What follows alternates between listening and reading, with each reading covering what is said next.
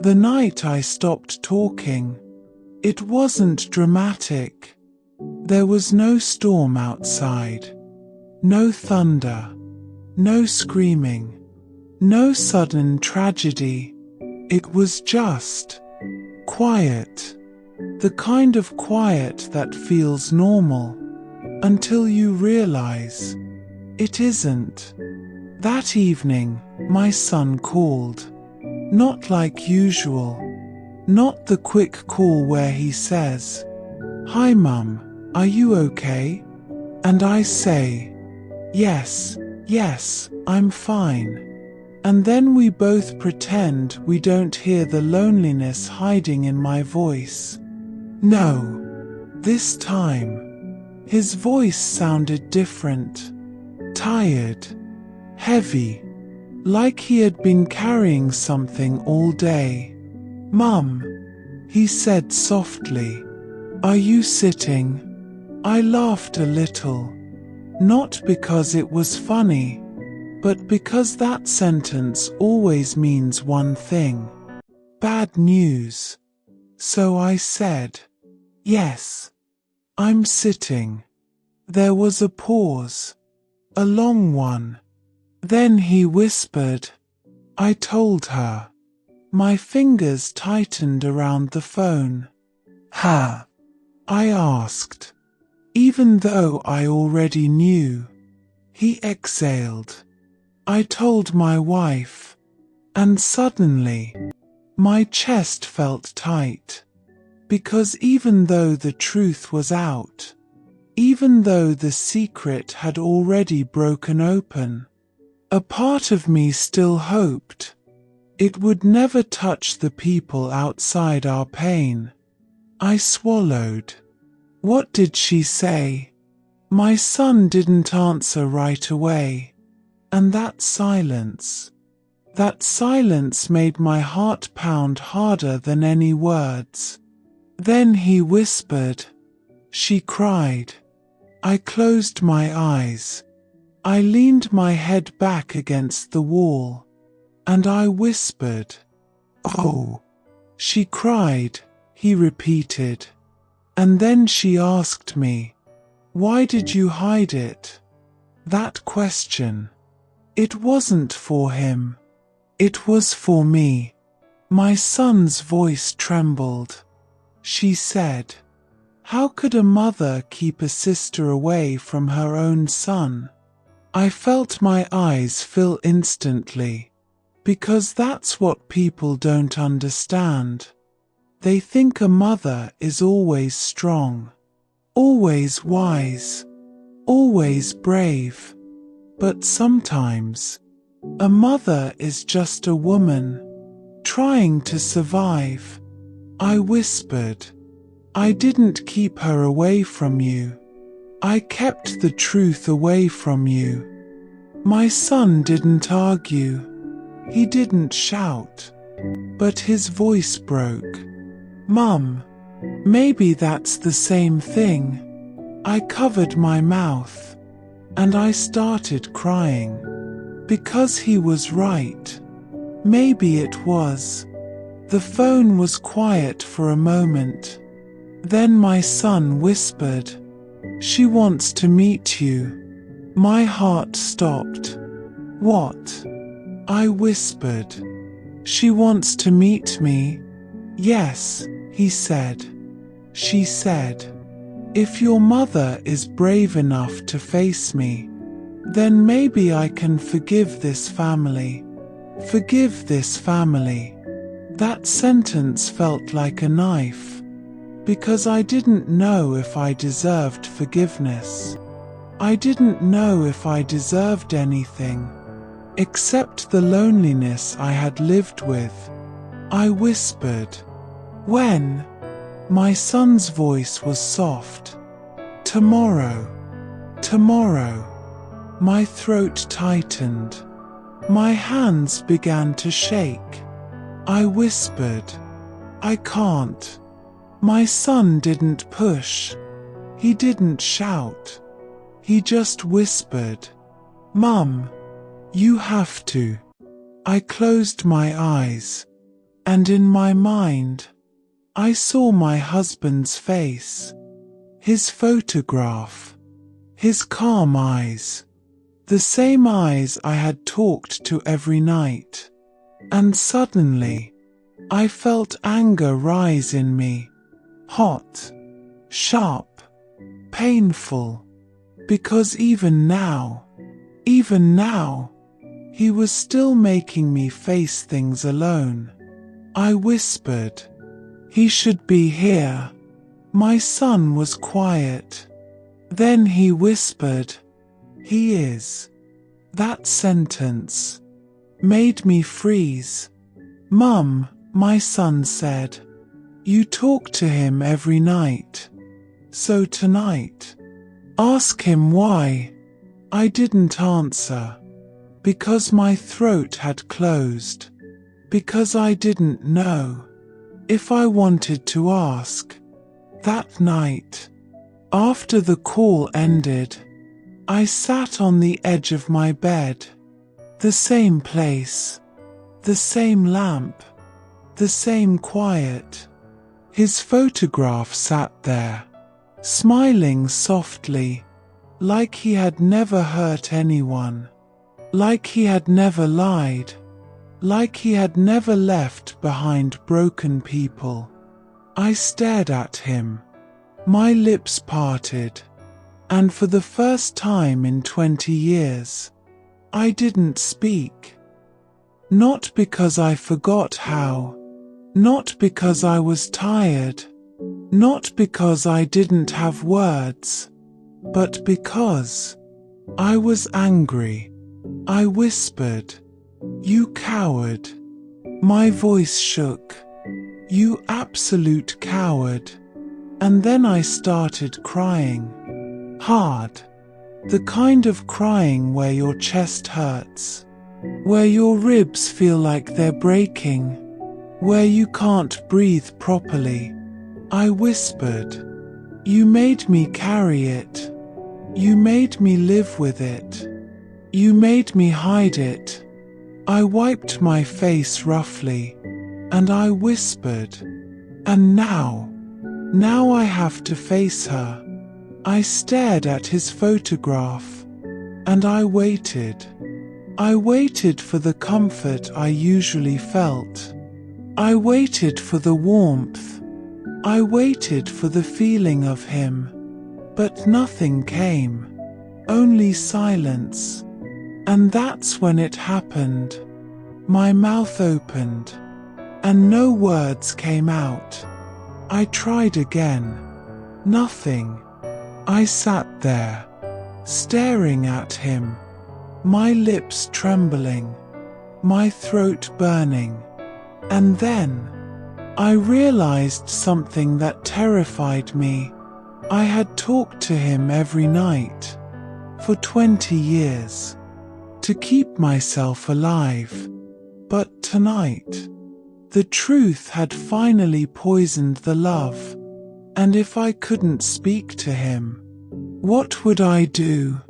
I pressed my palm against my chest. I whispered, "Please, please don't leave me now." But the room stayed quiet. The walls stayed still. The lamp stayed warm. And I stopped talking. I climbed into bed. And for the first time, I didn't say good night.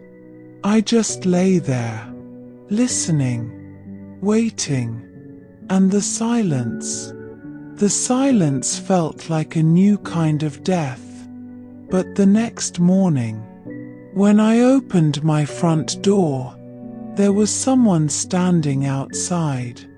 Not my son, not Margaret, not the girl, a woman, holding a small bag, her eyes red, her hands shaking, and when she looked at me, she whispered, "I'm his wife too." When she said, "I'm his wife too," my whole body went cold. Not the kind of cold you feel in winter, The kind of cold you feel when your life suddenly becomes unfamiliar. Like the floor beneath you isn't real anymore. Like your own name doesn't belong to you. I stared at her. She was standing on my doorstep. A woman in her late 60s maybe. Grey hair pulled back. A tired face. The kind of face that had cried too much in life. The kind of face that had learned how to smile politely, even while breaking inside. Her hands were trembling. She held a small bag. Not a suitcase. Not something dramatic. Just a small bag. Like she hadn't come to stay. Like she had come to confess or to die. I couldn't speak. My mouth opened, but nothing came out, because my voice was still gone. She looked at me and whispered again, "I'm sorry, sorry." That word was poison, because what could she possibly be sorry for? And what could I possibly say back? My throat tightened. My eyes burned. And still, no sound came out. The woman swallowed. She whispered, "May I come in?" I should have said no. I should have slammed the door. I should have screamed. I should have asked, "Who are you? Why are you here? Are you trying to ruin what's left of my life?" But I didn't. Because I didn't have the strength. And because, deep down, I already knew. I stepped aside, slowly, and she walked into my house. My house. The house where I had made tea for him. The house where I had raised our son. The house where I had cried alone after his funeral. The house where I had talked to his photograph every night, like a loyal wife. And now, another woman was standing inside it. She looked around quietly. Her eyes landed on the photograph. His photograph. The one on the table. The one I talked to. Her face crumpled instantly, and she started crying. Not softly, not politely. She cried like she had been holding it in for decades. She whispered, "Oh God, it's really him." I felt my chest tighten. I wanted to say, "Yes, yes, it's him. Yes, it's the same man. Yes, he was mine." But I couldn't. Because my voice was still trapped inside me. She wiped her face quickly, and she whispered. I didn't know where else to go. I pointed toward the sofa. My hand shook. She sat down slowly, like she didn't deserve comfort, like she didn't deserve a seat in my life. I stood there, still, my hands clenched, my heart pounding. She looked up at me, her eyes red, and she whispered, "You don't have to speak. I can see it. I can see it in your eyes." I sat down across from her, my knees weak, my breathing shallow. She swallowed, and then she whispered the sentence that made me feel like I was falling. "He married me too." I stared. My mouth trembled. I felt tears rise, not because I was sad, but because my mind couldn't hold it. She quickly added, "Not here. Not in this town. Far away. Far away." She looked down at her hands. Her voice cracked. "I was young. I was alone. My family was poor." I felt my fingers dig into my own palm. She continued, "I met him at a job. He was kind. He was gentle. He listened." My chest burned, because those were the same words I used to describe him. She whispered, "He told me he had no one. He told me he was alone. He told me his wife had died." That sentence finally broke something in me. My throat opened. My voice came out, but it came out as a whisper, a cracked whisper. "A widow," I said. "You thought he was a widow?" She nodded, tears falling. "Yes." I laughed once, a small broken laugh, not because it was funny, because it was too cruel to be real. I whispered, "So he killed me. In your story." The woman covered her mouth. She sobbed. "I'm sorry. I'm so sorry." My eyes filled. And suddenly, my voice returned. Not strong, not loud, but alive. I whispered, "You're sorry, but you still married him." She shook her head quickly. No, listen. I didn't know. I swear I didn't know." I stared at her, and for the first time, I saw it. She wasn't standing here like a villain. She wasn't proud. She wasn't smiling. She wasn't trying to take anything. She looked like me, a woman who had loved a man and discovered too late that love was built on lies. My throat burned. I whispered, "How long?" She hesitated, then whispered, 7 years. 7 years. I leaned back. My chest hurt. My lungs felt tight.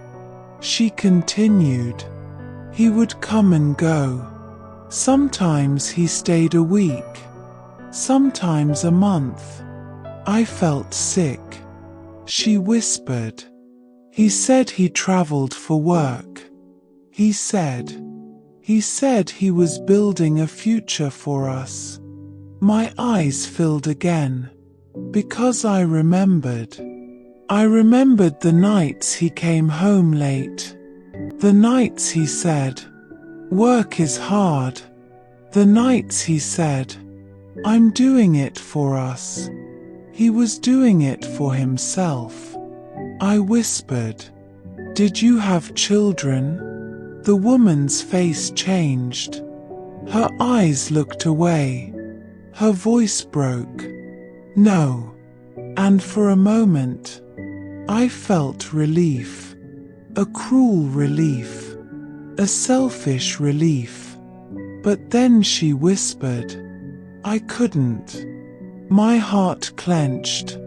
She pressed her hand to her chest. "I couldn't have children. And he said it was okay. He said, 'You're enough.'" She started crying again. He held me when I cried. He told me, "You're still a mother to my heart." And suddenly, I hated him more, because he gave her comfort.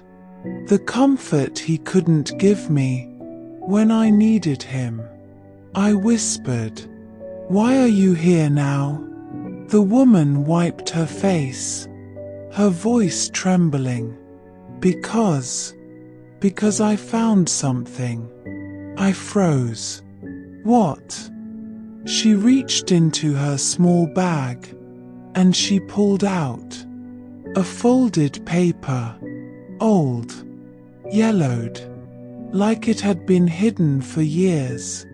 She held it with shaking hands, and she whispered, "I found this after he died." I didn't understand it. I stared at the paper, my heart pounding. She whispered, "I didn't know where he was buried. I didn't know his real family. I didn't know his real name." Not fully. My throat tightened. She continued, "But last week, my nephew, he helped me. He searched. He found your son." My blood turned cold. She whispered, "And he told me that your son met the girl." The girl. My eyes widened. "You know about her?" The woman nodded slowly. "Yes." Her voice broke. "I know. And that's why I came." I stared, my chest rising and falling fast. She whispered, "I'm not here to take anything. I'm not here to destroy you. I'm here because—" her voice cracked, "because I think there is more. More." That word made my stomach drop. I whispered, "More what?" She looked at the photograph again, tears rolling down, and she whispered, "More lies." My throat closed. My hands began to shake. Then she slowly unfolded the paper, and she held it out toward me. I stared at it, and I felt my whole body freeze, because I recognized it instantly. It was his handwriting, and at the top was a sentence that made my heart stop. It said, "If anything happens to me, tell her the truth." Her. Who was her? I stared at the woman, my voice shaking.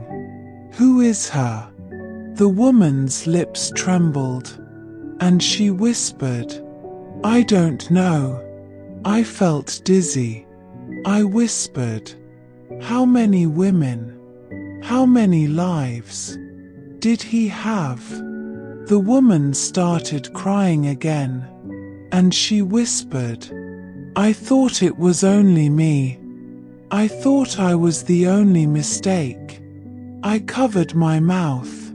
My eyes filled, and I whispered, "So did I." We sat there, two old women, two wives, in the same room, both betrayed, both broken, both still alive. And in that moment, I realized something. The night I stopped talking wasn't because I had no words. It was because I finally ran out of lies. But before she left, the woman whispered, "There's one more thing." And then she said a name I had never heard before, and my blood turned cold, because it was written on the back of my husband's photograph, in faint pencil, hidden, like a secret even I had missed.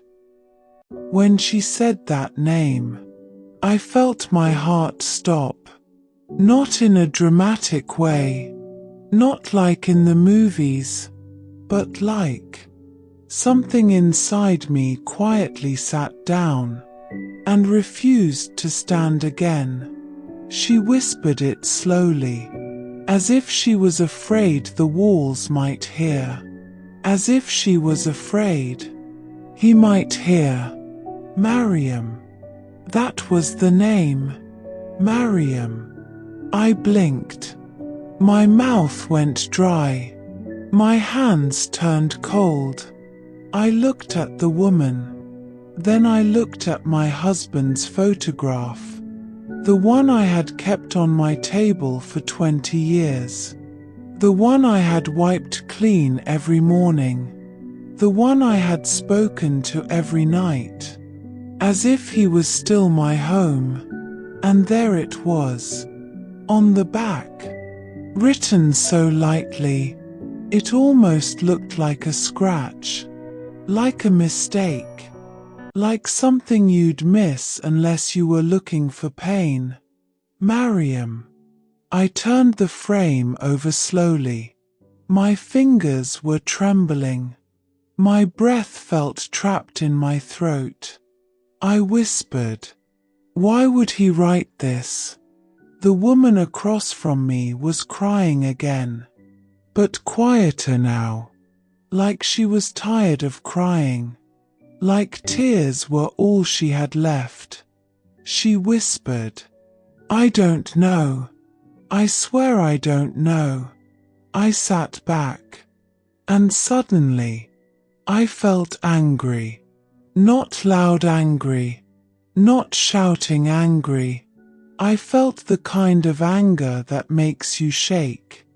The kind of anger that makes you want to dig up the past with your bare hands. I whispered, "He was my husband. He was supposed to be mine." The woman nodded, her eyes full of guilt, and she whispered, "He was my husband too." And for a second, I hated her. I hated her like I hated him. I hated her because she was proof. Proof that my life wasn't as pure as I believed. But then I looked at her face, and I saw something worse than guilt. I saw loneliness. The same loneliness I had carried. The same loneliness that made you talk to photographs. The same loneliness that made you hold on to a man, even after he betrayed you.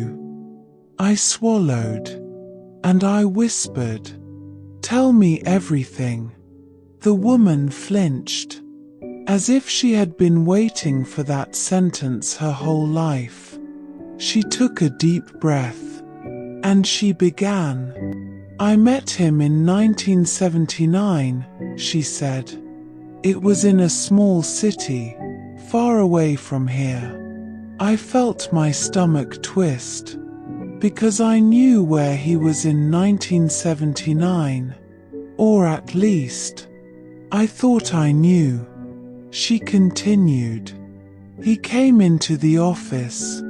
He was wearing a plain shirt. And he smiled like he had nothing to hide." My heart clenched, because that smile, I knew that smile. She whispered, "He asked me for directions. And then he came again the next day. And then again." She looked down, and her voice broke. "And then one day, he brought tea for me." Tea.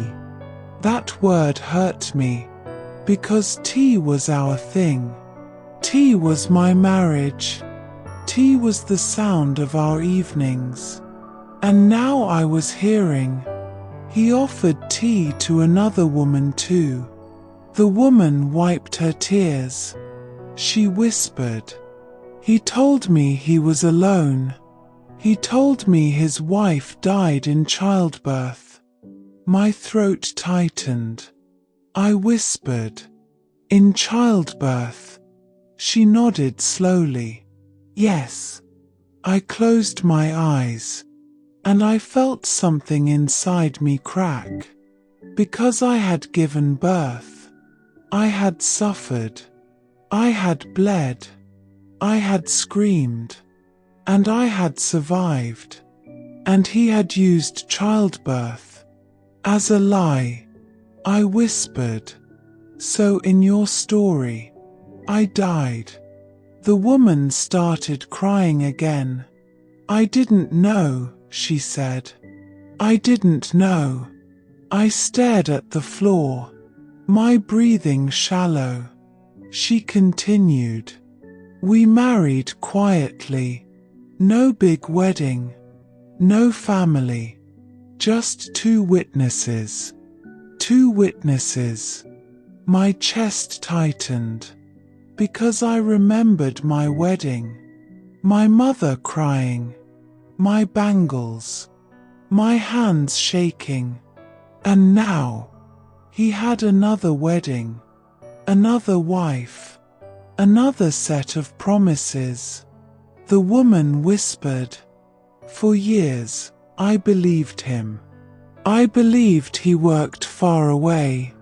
I believed he was building a home for us. She laughed bitterly, but he already had a home. I swallowed. My voice came out like a broken thread. How did you find out? The woman paused. Her eyes filled with fear, like she didn't want to say it, like saying it would make it real again. Then she whispered, I found out the day I saw you. I froze. My eyes widened. What? She nodded slowly, her voice shaking.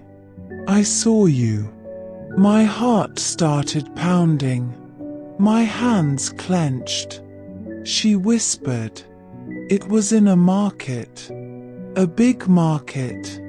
He was holding your hand. I felt dizzy. I whispered. What year? She whispered. 1986. 1986. My breath left my chest, because I remembered 1986. That was the year we bought our first proper sofa. That was the year he surprised me with bangles. That was the year he said, You're my only world. And in that same year, another woman saw him, holding my hand. She whispered. I stood behind a fruit stall, and I watched. I stared at her, my lips trembling. She continued. I watched him smile at you. I watched you laugh. I watched you touch his arm. Her voice broke, and I realized I wasn't his wife. I was just a shadow. I felt tears rise, not because I felt sorry for her, but because I realized something terrifying. He didn't just lie to me. He didn't just lie to her. He lived two lives, with confidence, with peace, like it was nothing. I whispered, What did you do? She wiped her face. I went home, she said, and I waited. My chest tightened. She whispered. When he came back, I asked him. I leaned forward, my voice shaking. What did he say? The woman's eyes filled. She whispered. He didn't deny it. I froze. She continued. He sat down, and he said, Yes, I have another wife.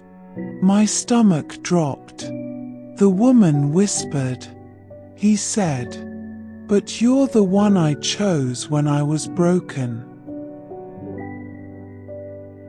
I laughed once, a sharp, painful laugh. She whispered. He said, You saved me. Saved him. Men always say that. They call you their savior, while destroying you quietly. The woman's voice cracked, and then he said, "I can't leave her." I whispered, "And you?"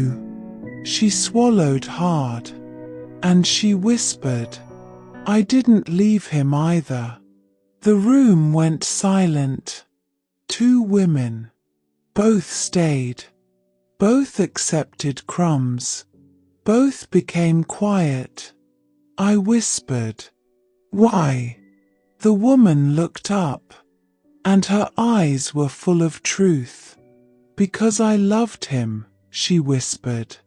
"And because I was afraid. Because I was alone. Because I thought, maybe one day, he would choose me." My throat burned. Because I understood.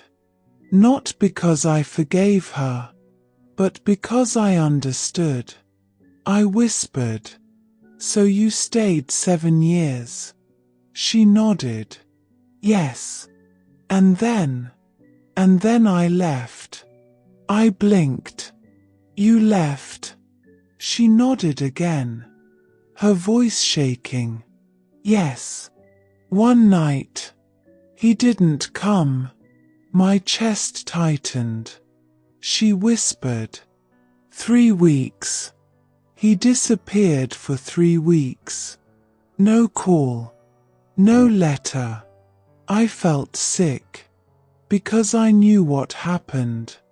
He came back to me. Back to his real home. Back to his real wife.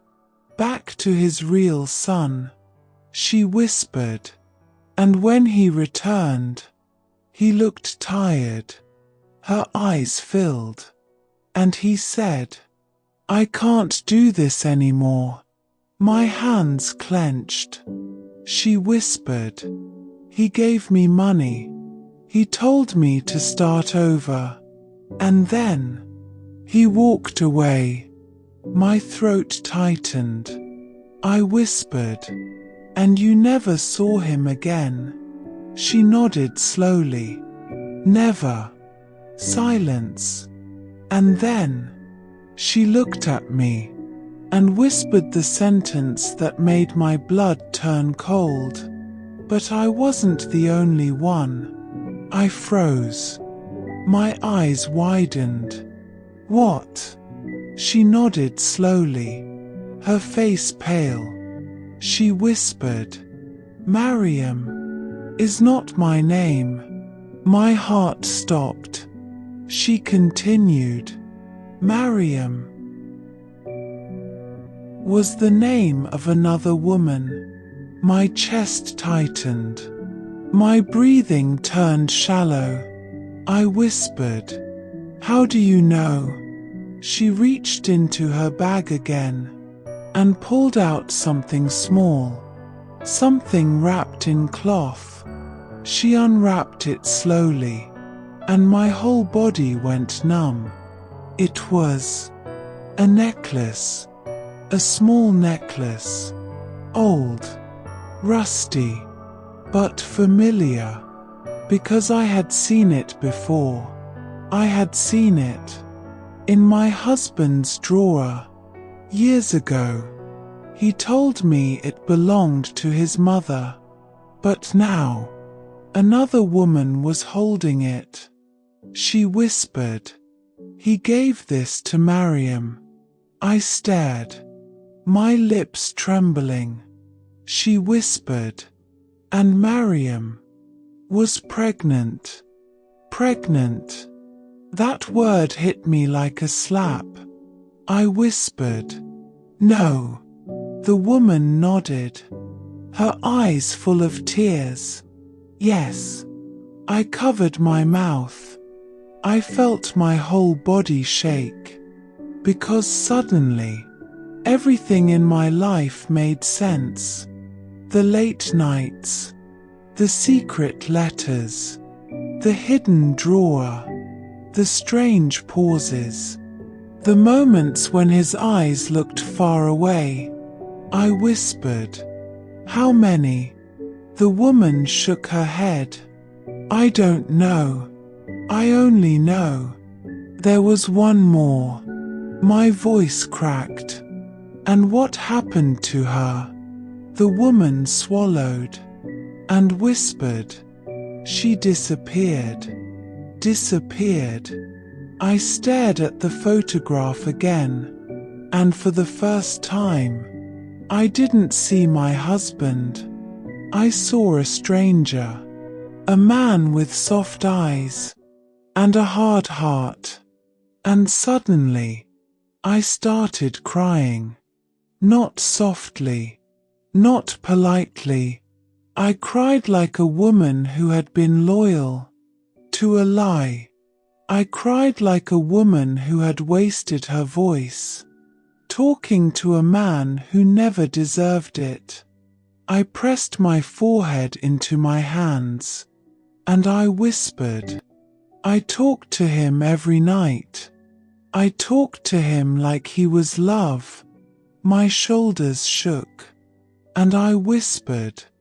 But he was secrets. The woman across from me started crying too, and for the first time, we cried together.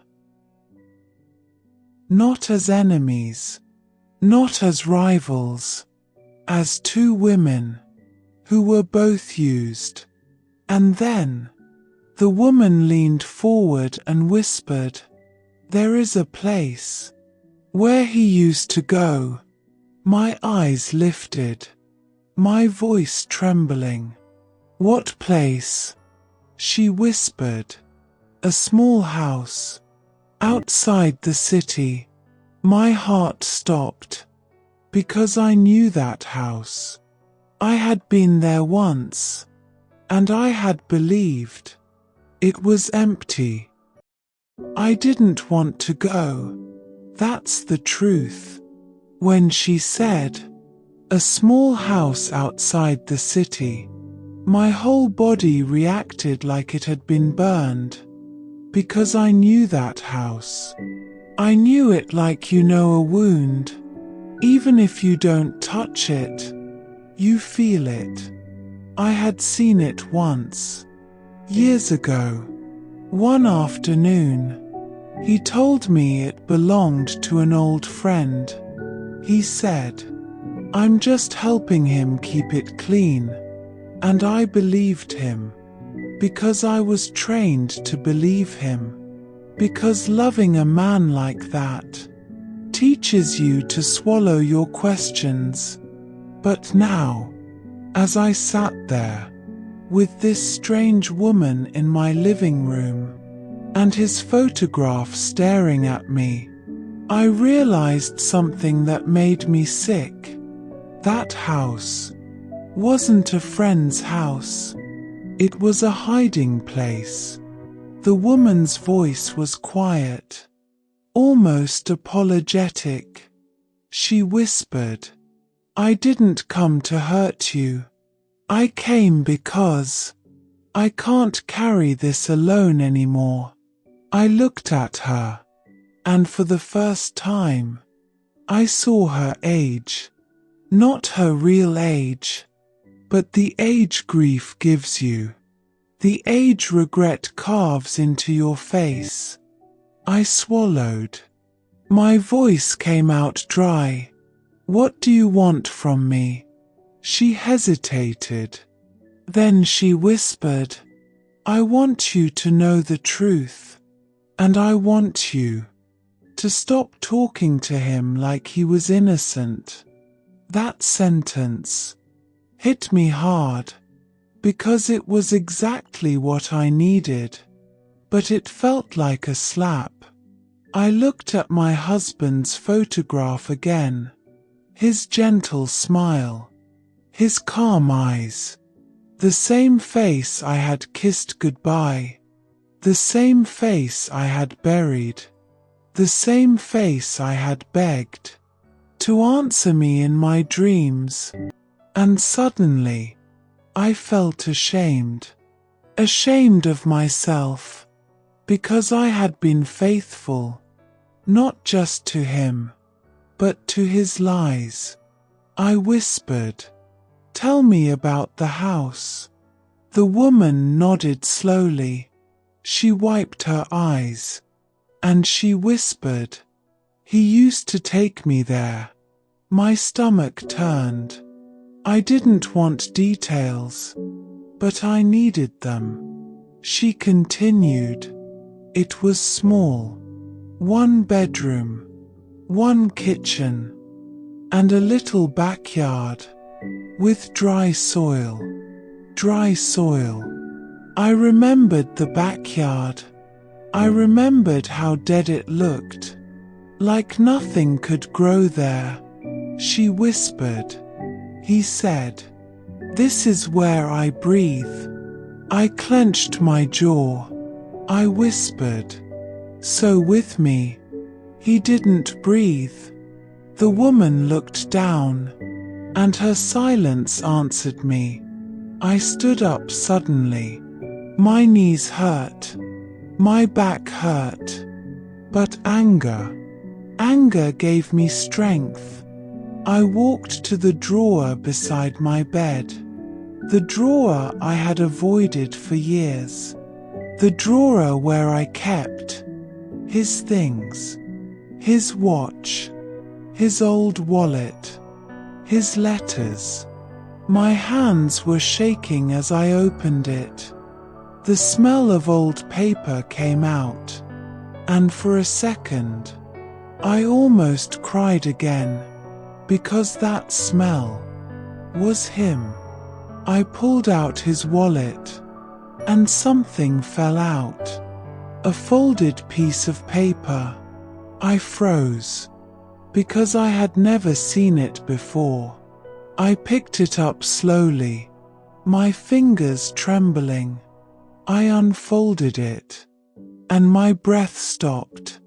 It was an address, written in his handwriting, the same handwriting I used to love, the handwriting I used to trace with my finger. And beneath the address, 2 words, "Forgive me."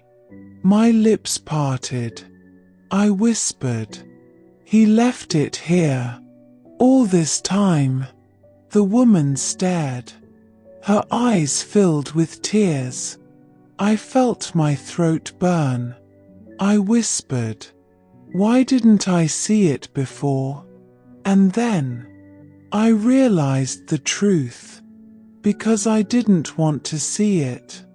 I had built my whole life around the idea that he was good, that he was faithful, that he was mine, and if I admitted he was a liar, then I had to admit I was a fool. I sat down again. My body felt heavy. The woman whispered, "Do you want to go there?" I looked at her, my voice trembling.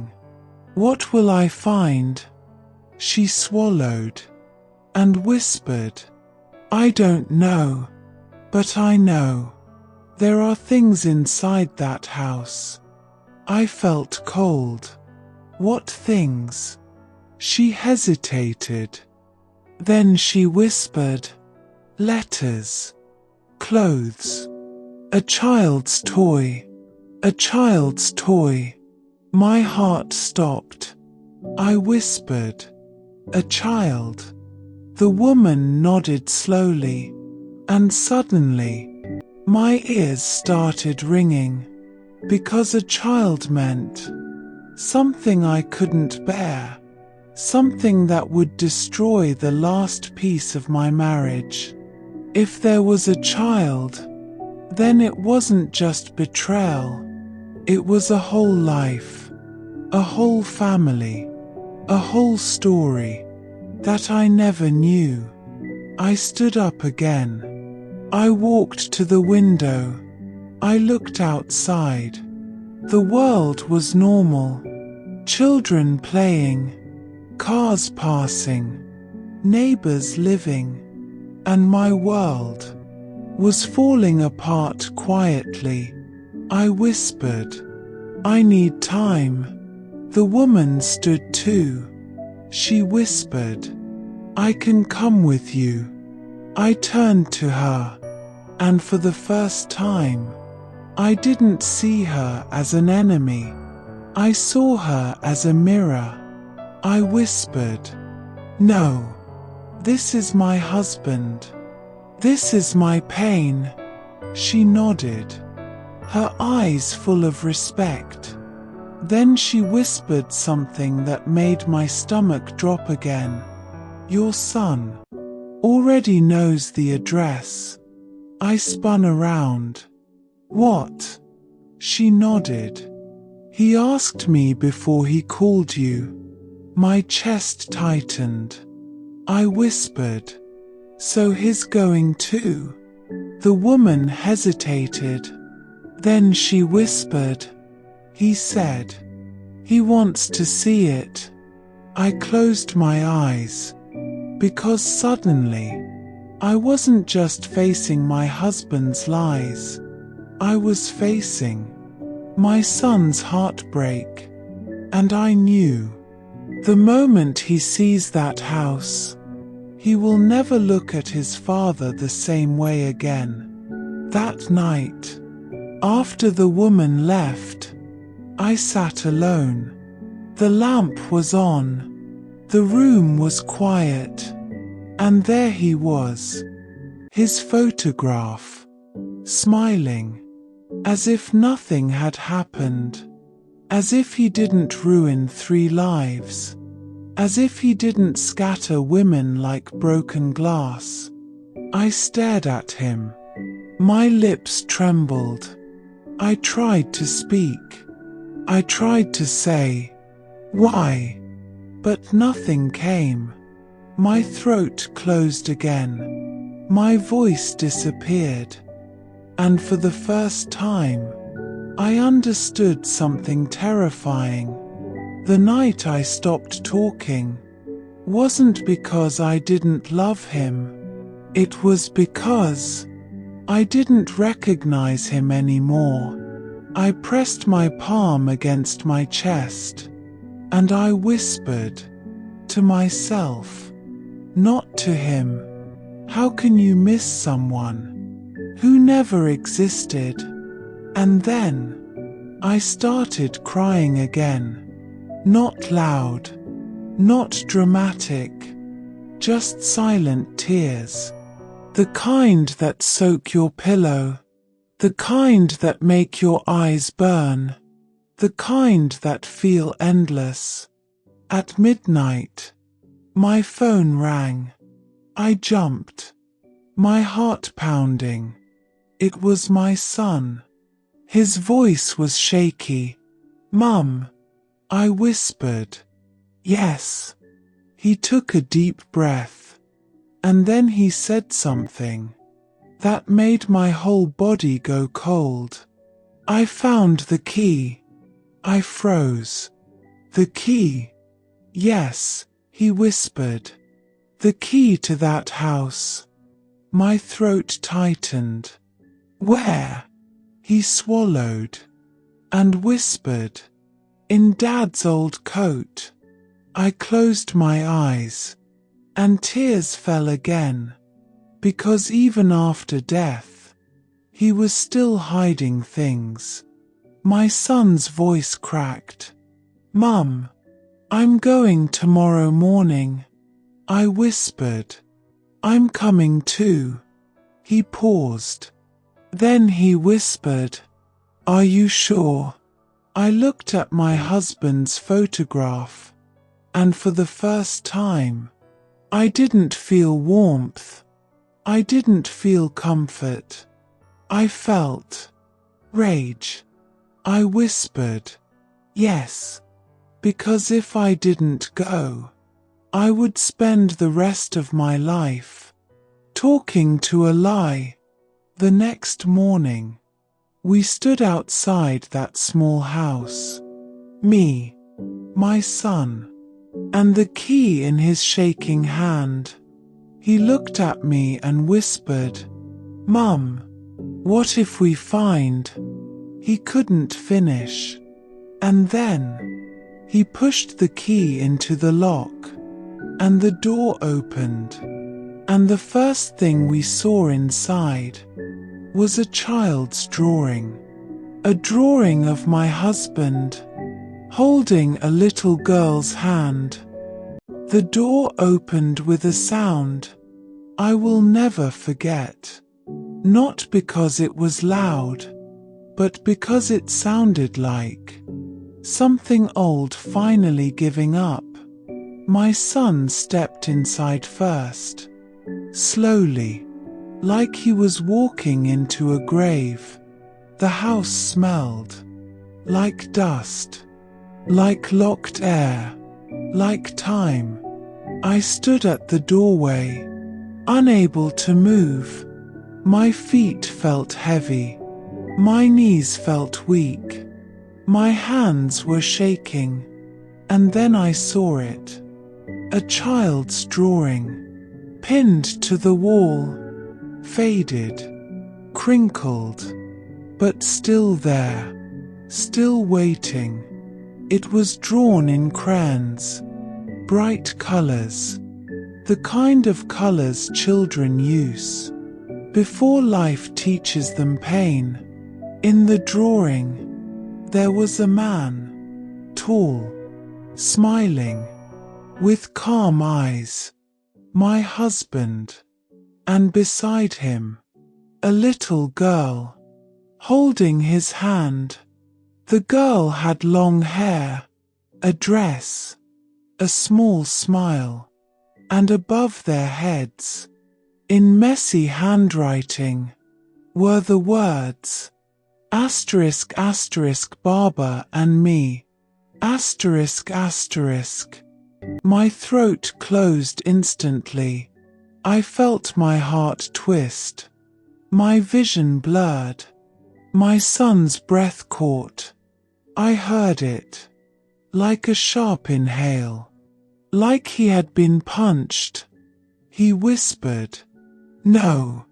I stepped forward, my hands trembling, my eyes locked on the drawing, and suddenly, I felt something deep inside me collapse, because that drawing was not a rumor. It was not a possibility. It was proof. A child had loved him. A child had called him Baba. A child had held his hand. And I never knew she existed. My son walked closer. His fingers touched the paper. He traced the little girl's face. Then he whispered, "She looks like." He stopped. His voice broke. "She looks like me." That sentence destroyed me, because I saw it too. Even in the childish lines, even in the crayons, there was something familiar. The same round cheeks, the same eyes, the same softness. My son swallowed hard, his voice trembling. "Mum." I turned my face away, because I couldn't look at him. Not like this. Not while his father was breaking in front of him. He stepped deeper into the house. I followed. The living room was small. Old furniture, a thin carpet, a sofa with a torn arm, and on the table, a cup, covered in dust, but placed like someone had used it, like someone had once sat there. My chest tightened. On the wall, there was another photo frame, face down. My son picked it up slowly, like he was afraid it would bite him. He turned it over, and we both froze. It was my husband, younger, standing beside a woman. Not me, a different woman. Her face was soft, her eyes tired, her smile forced. like a woman trying to look happy while holding pain inside her chest. And between them, the little girl, the same little girl from the drawing. My son's lips parted. His hands shook. He whispered, "This is real." And then, his shoulders started trembling. He turned away quickly, like he didn't want me to see, like he didn't want to be a son, crying in front of his mother. But I saw my son cry, and something inside me broke in a way it never had before, because I had cried for my husband. I had cried for my marriage. I had cried for my loneliness. But watching your child cry because his father wasn't who he thought, that is a different kind of pain. A pain that makes you want to scream. A pain that makes you want to turn back time and protect him from truth. My son whispered, "Dad had a daughter." He looked at me, his eyes red, his voice shaking. "And you didn't know?" I shook my head, tears falling. "No," I whispered. "I swear, no." My son wiped his face, roughly, angrily. He whispered, "How could he do this?" I didn't answer, because I didn't know. We walked further. The door was half open. My son pushed it. Slowly. Inside, there was a bed, a small wardrobe, a little table, and on the bed, a blanket, folded neatly. That blanket made my throat tighten, because it was the kind of blanket a mother folds, not a man. On the table, there was a box, a tin box, old, with a small lock. My son reached for it. I whispered quickly, "Don't." He froze. He looked at me.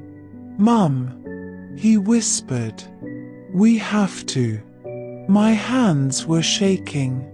I nodded. Slowly, he lifted the box. The lock was already broken, like someone had opened it many times, like it had been waiting. My son opened it. Inside, there were letters. So many letters. Stacks. Tied with string. My chest tightened, because I recognized the handwriting. My husband's handwriting. My son pulled out the first letter, his hands trembling. He unfolded it, and he began reading. But after 2 lines, his face changed. His lips parted. His eyes widened. He whispered, "This letter." He looked at me. "It's not to her." I frowned. "What do you mean?" He swallowed. Then he turned the letter toward me. At the top, it said, "To my son." My breath stopped. My son's hands started shaking harder. He whispered. He wrote letters to me. His voice broke. Without giving them to me, I covered my mouth, and I started crying again, because suddenly, I understood. This house wasn't only a secret family, it was also a place where my husband kept his guilt. My son read the letter quietly, his voice trembling. "My son, If you ever find this, it means I'm gone. I felt my stomach twist. He continued reading. I want you to know, I loved you. I loved your mother. But I was weak. Weak.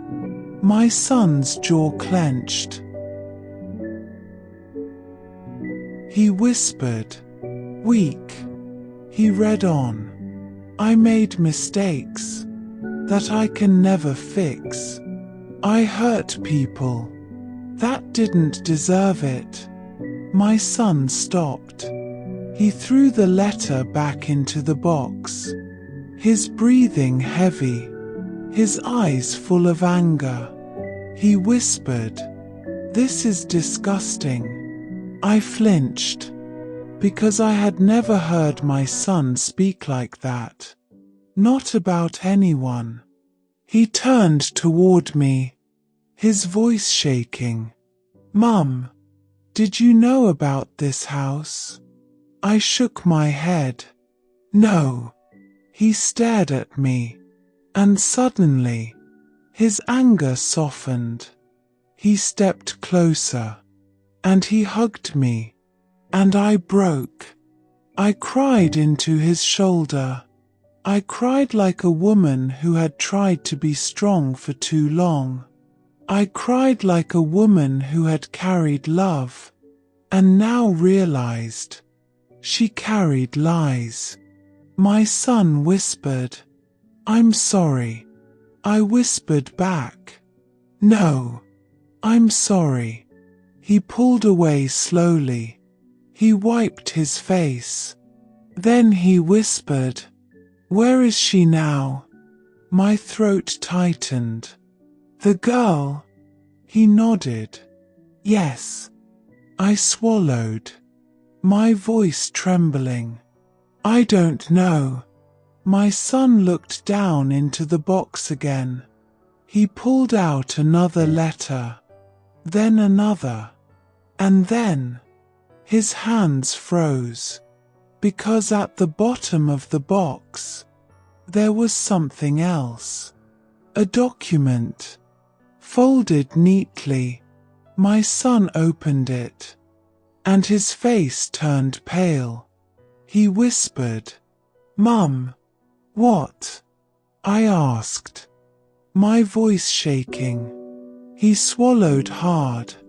This is a birth certificate." My heart stopped.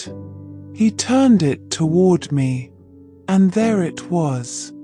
A name, a date, a place, and under father, my husband's full name.